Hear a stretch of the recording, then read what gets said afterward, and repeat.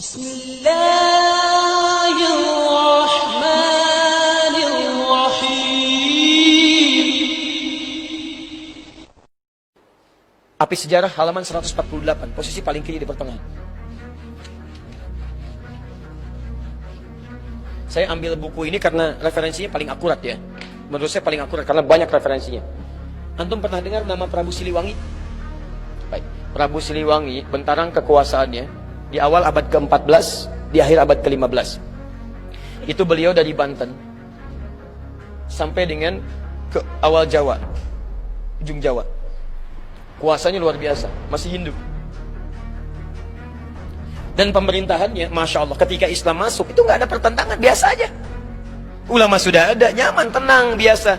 Yang paling hebat, ketika sedang inspeksi, datang ke Karawang. Daerah Karawang. Ditemukan seorang perempuan, namanya Nyai Subang Larang. Sedang membaca Al-Quran. Nyai Subang Larang itu diantara muridnya Syekh Qura. Syekh Qura itu nama aslinya Syekh Hasanuddin. Ketika pulang dari Mekah, maka disebut Ummul Qura, maka disebut Syekh Qura. Bikin pesantren beliau di Karawang. Sampai sekarang masih ada pesantren Syekh Qura. Baik diantara muridnya namanya Nyai Subang Larang. Baca Al-Quran. Begitu dibaca, datang ini mendengar bacaannya, melihat siapa yang baca, seketika jatuh hati. Bukan jatuh kaki, hati. Masya Allah. Begitu dilihat, langsung mengajukan lamaran. Penguasa, raja, kaya, tampan, Masya Allah. Tiba-tiba anak antum dilamar. Kira-kira terima nggak? Kaya, tampan, penguasa, diterima nggak? Halo? Jangan dulu, lihat dulu, ini kan bukan muslim. Oh, bukan pakai bukan muslim. Quran surah kedua ayat 221. Lihat kalimatnya. Wala tankihul musyrikati hatta yu'minna wala amatun mu'minatun khairum min musyrikati walau a'jabatkum. Jangan Anda menikahi perempuan-perempuan yang belum beriman. Orang Islam yang wajahnya biasa-biasa itu lebih bagus daripada menikah dengan non-muslim tapi rupawan. Pilih mana? Pilih perempuan soleha tapi parasnya biasa, atau non-muslim tapi cantiknya luar biasa. Pilih mana? Nggak ada pilihan yang ketiga, nggak usah maksa. Nggak usah maksa.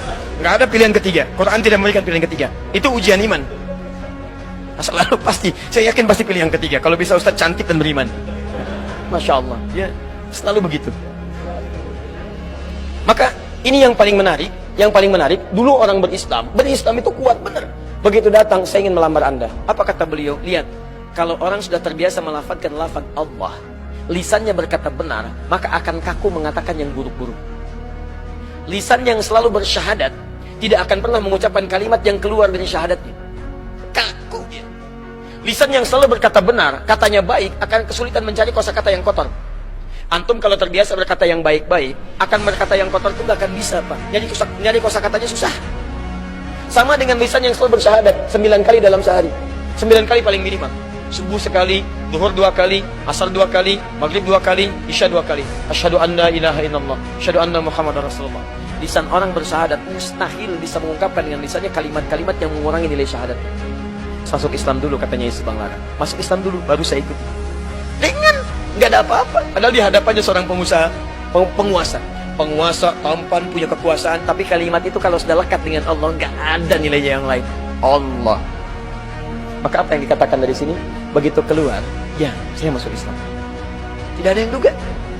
Tidak ada yang duga. Masuk Islam, menikah dengan Nyai Subang Larang. Lahirlah kemudian 3 anak utama. Anak pertamanya disebut dengan Walang Sungsang. Ya, mungkin lahirnya agak sedikit bermasalah ya. 1423. Yang kedua, lahir Rara Santang. Lahir tahun 1426. Yang ketiga, Raja Sengara. Begitu lahir melotot ya. 1427. Raja Sengara. Baik, yang paling menarik semuanya masuk Islam, jelas. Walang Sungsang berubah nama jadi Abdullah Iman. Abdullah Iman. Masya Allah. Perhatikan, ini begitu Islam masuk membawa pedoman kebaikan, jadi baik. Dengan Hindu gak ada masalah, dengan Buddha gak ada masalah. Tiba-tiba masuk Islam dan berubah jadi kebaikan. Tiba-tiba apa yang terjadi? Ini yang mau saya tunjukkan. Ini berubah jadi Abdullah Iman. Kemudian ini Rara Santang berubah jadi Syarifah Mudaim. Syarifah Mudaim. Pergilah haji. Saat pergi haji itu, tiba-tiba setelah selesai mau kembali, datanglah seorang laki-laki yang melihat Syarifah Mudaim, kemudian jatuh hati, minta kepada kakaknya Abdullah Iman untuk melamarnya. maka diizinkan menikahlah kemudian. Menikahlah Syarifah Mudaim dengan seorang laki-laki itu. Namanya siapa? Namanya Syarif Abdullah. Berasal dari Mesir. Maka diboyonglah ke Mesir. Saya simpan dulu di sini. Abdullah Iman kemudian pulang ke Nusantara, bertemu lagi dengan bapaknya. Setelah pulang, Prabu Siliwangi punya gelar Pamanah Rasa, namanya Menah Rasa, ditugaskanlah kemudian untuk membimbing daerah. Lihat, mulai membimbing sekarang. Daerah yang sangat kumuh, saking kumuhnya disebut dengan lemah wungkuk. Lemah wungkuk. Lemah wungkuk. Masya Allah. Di sini ada campuran-campuran etnis, dari ada Arabnya, ada Cinanya, ada kemudian orang lokalnya, dan nggak ada masalah. Begitu orang Islam datang, ditata jadi bagus. Oh, mereka campuran, dalam bahasa lokal disebut dengan caruban. Caruban yang bercampur. Pekerjaan utamanya ngambil udang. Ya, ambil udang kecil, dibikin kemudian terasi. Pakai air rebon. Jadi rebon, air rebon. Orang bilang sana Cirebon. Jadi Cirebon. Orangnya caruban, tempatnya berubah dari Cirebon. Ditata dengan baik, jadi makmur, jadi bagus, berhasil di situ. Begitu nilai keislaman dilakukan, haji pulang dari sana, berubah lemah wungkuk yang kotor jadi Cirebon. Etnis yang bercampur, punya kemudian tata usaha yang baik. Caruban aslinya kemudian menyebar sampai ke wilayah Lasem. Antum kalau nanti dari Semarang belok ke Demak, Demak ke Kudus, Kudus ke Pati, Pati ke Rembang, ke Lasem. Lasem ini Masjid Agung, sekitar nggak terlalu jauh lah ya, 200 meter lah dari Masjid Agung sebelumnya. Ada sebelah kiri arah pantai namanya Caruban. Sampai sekarang Caruban. Ya, karena ada etnis di situ, termasuk Cina pertama datangnya lewat sana. Karena itu disebut dengan Caruban. Ini lemah wungkuk jadi Cirebon. Yang ini pulang ke Nusantara setelah 20 tahun, bawa anak. Anaknya bernama Syarif Hidayatullah. Maka ketika pulang kemudian diberikan wilayah di Gunung Jati, maka dikenal dengan Sunan Gunung Jati. Teman-teman sekalian, ternyata di sinilah menyebar Islam. Syarif Abdullah ini ternyata anak seorang ulama yang juga berdakwah di Nusantara. Lihat madrasah Nabi, melahirkan seseorang, datang ke Baros, menyebar. Dari Baros punya keturunan, menyebar lagi. Dakwah. Dari situ muncul kemudian peradaban, kehebatan, kemajuan.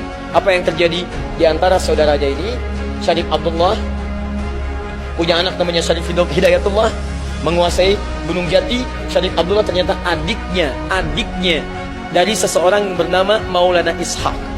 Maulana Ishaq itu, siapa dia? Itu adalah anaknya Ahmad Jumadil Kubra. Dari Maulana Ishaq itulah kemudian melahirkan Kiai Haji Ahmad Dahlan. Yuk saya turunkan. Kiai Haji Ahmad Dahlan nama asalnya Muhammad Darwish. Dan beliau belajar dengan saudaranya Muhammad Hasim bin Ash'ari, ya. Kemudian pertama kali belajar dengan Kiai Haji Soleh Darat di Semarang, kemudian berangkat ke Mekah belajar dengan Kiai Ahmad Khatib Al-Minangkabawi, dengan Syekh At-Tarmasi belajar di sana, kembali lagi. Kemudian Muhammad Darwis berubah jadi Kiai Haji Ahmad Dahlan bin Kiai Haji Abu Bakar, ya kan? Bin Kiai Ilyas bin Kiai Sulaiman bin Kiai Murtado bin Demang Jurang Juru Kapindo bin Demang Jurang Juru Sapisan bin Kiai Gerbek bin Maulana Ishaq.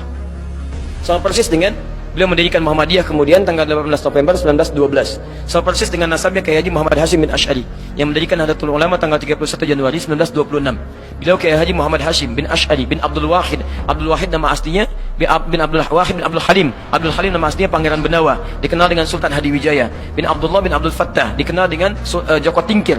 Ya, kemudian bin Abdul Aziz bin Abdul Rahman bin Maulana Ishaq. Ya, Walid Raden Ainul Yakin. Siapa Maulana Ishaq itu? Anaknya Ahmad Jumalil Kubra. Siapa Ahmad Jumalil Kubra itu? Keturunan dari Ali Zainal Al-Kabir. Ali Zainal Al-Kabir anaknya Ali Zainal Abidin. Ali Zainal Abidin keturunan dari Al-Husain. Al-Husain adiknya Al-Hasan. Al-Hasan anaknya Ali bin Abi Thalib radhiyallahu ta'ala anhu. Ali bin Abi Thalib suaminya Fatimah Az-Zahra. Fatimah putri Muhammad sallallahu alaihi wasallam.